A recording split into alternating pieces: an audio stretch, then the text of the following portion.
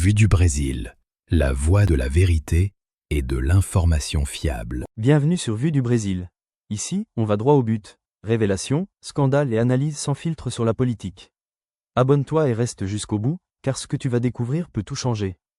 Dans cette vidéo, nous parlerons de la suspicion d'une action russe visant le système de navigation de l'avion, transportant la présidente de la Commission européenne, Ursula von der Leyen, une autre action de la guerre hybride russe contre l'Occident. Le dimanche 31 août, lors de l'approche de l'aéroport de Plovdiv, dans le sud de la Bulgarie, le vol transportant Ursula von der Leyen a subi une forte interférence dans le système de navigation par satellite, le fameux GPS, les autorités bulgares informant la Commission européenne qu'elle soupçonne une ingérence de la Russie, ce qui a incité une porte-parole de la Commission à dire le lundi 1er septembre que la Russie était responsable de l'attaque, mais les enquêtes se poursuivent. Heureusement, l'avion a atterri en toute sécurité avec seulement quelques minutes en raison de l'incident, les pilotes ayant recours à des cartes en papier aéronautique pour achever l'atterrissage. Une pratique courante en cas de compromis concernant les aides électroniques. Peu de temps après, le gouvernement bulgare a précisé que les contrôleurs offraient immédiatement une alternative utilisant l'aide au sol, un système connu sous le nom d'IL, qui ne dépend pas du GPS et qu'il n'était pas nécessaire de détourner la route envisagée. Le voyage a fait, dans le cadre d'une visite des États dits de première ligne, des pays voisins ou qui ont la frontière avec la Russie, la Biélorussie ou la mer Noire. L'ordre du jour a inclus la Lettonie et la Finlande vendredi, l'Estonie samedi et la Pologne et la Bulgarie dimanche, avec la fermeture lundi en Lituanie et en Roumanie, un voyage qui cherche à transmettre un message de cohésion, visant à renforcer les capacités de défense du bloc et à soutenir la défense de l'Ukraine. À Sofia, s'exprimant aux côtés du Premier ministre Rozenaskov, von der Leyen était en train de taxer, en disant qu'il était nécessaire de maintenir un sentiment d'urgence, car selon ses mots, Vladimir Poutine est un prédateur qui n'est limité que par une dissuasion robuste. Dans le cas du vol affecté par l'attaque, il s'agissait d'un avion affrété, car les dirigeants des institutions de l'Union européenne n'ont pas leur propre avion officiel. Comme on l'a dit, il n'y a pas eu de changement dans l'itinéraire prévu et l'avion a atterri en toute sécurité.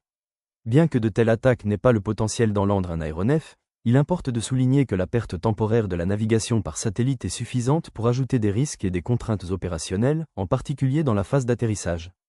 Il n'y a toujours pas de détails officiels sur les caractéristiques de l'attaque subie par l'avion d'Ursula von der Leyen. Mais quand le thème est GPS, il y a deux types d'attaques de base, d'interférence et de falsification de signaux. Dans le brouillage, la fréquence radio par laquelle passent les informations GPS est inondée d'interférences, empêchant la lecture des données de localisation. Et en falsifiant, l'agresseur émet de faux signaux dans la même fréquence et dans le même format que les signaux émis par le GPS, afin de faire croire au récepteur qu'il est dans un autre endroit que celui où il est en fait. Ce type d'attaque est de plus en plus fréquent en Europe de l'Est, avec des enquêtes en Pologne et en Allemagne sur plus de 6 mois à partir de juin 2024, soulignant que la Russie est responsable des anomalies, y compris l'utilisation de sa position dans le calendrier et d'une flotte fantôme pour dissimuler les opérations. Il s'agit d'une structure tactique qui culmine avec un impact réel sur les vols et les routes maritimes civiles. Et la guerre hybride russe ne s'arrête pas là.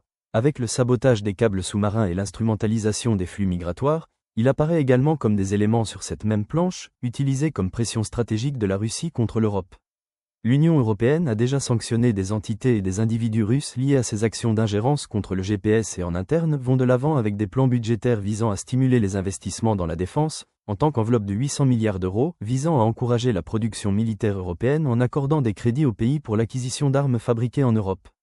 Pour tout cela, le moment de cette attaque dirigée contre l'avion du président de la Commission européenne au milieu de cette offensive diplomatique, n'a fait qu'ajouter à l'argument.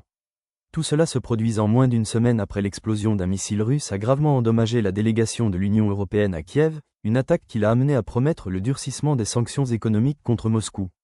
Nous ne devons pas oublier que récemment elle était au sommet sur l'Ukraine, organisé par le président américain Donald Trump, qui a renforcé le pont transatlantique autour du soutien à Kiev. Toujours en ce qui concerne l'attaque subie par son avion, même lorsqu'il ne fait pas voler un avion, le Jamin expose les vulnérabilités, principalement parce que de nombreuses phases du vol reposent sur des signaux GPS automatiques et lorsque ces signaux échouent, force l'équipage à adopter des mesures d'urgence qui, si le besoin ne veulent pas ou non, finissent inévitablement. Ajouter davantage de risques pour la fuite. Le cas de cette attaque n'est pas un point en dehors de la courbe, c'est un portrait du conflit gris mené par la Russie, dirigé contre l'infrastructure civile pour produire des coups politiques et psychologiques. Le message de Bruxelles, semble-t-il, est de doubler le pari, de renforcer l'industrie de la défense, de renforcer les sanctions et de maintenir le soutien à l'Ukraine. Parce que, comme l'a dit von der Leyen elle-même, la force reste la seule langue que Moscou comprend. Et si vous n'êtes pas déjà abonné à la chaîne, inscrivez-vous maintenant et mettez la cloche de notification pour ne pas manquer d'actualité. Investissements budgétaires européens dans la protection des migrations et de la gestion des frontières États membres directs des États-Unis vers la frontière vers l'Eurofond européen supplémentaire parce que, là, les frontières de l'Europe sont partagées et nous sommes en train de financer la mobilité militaire à la frontière polonaise. Vue du Brésil, la voie de la vérité et de l'information fiable.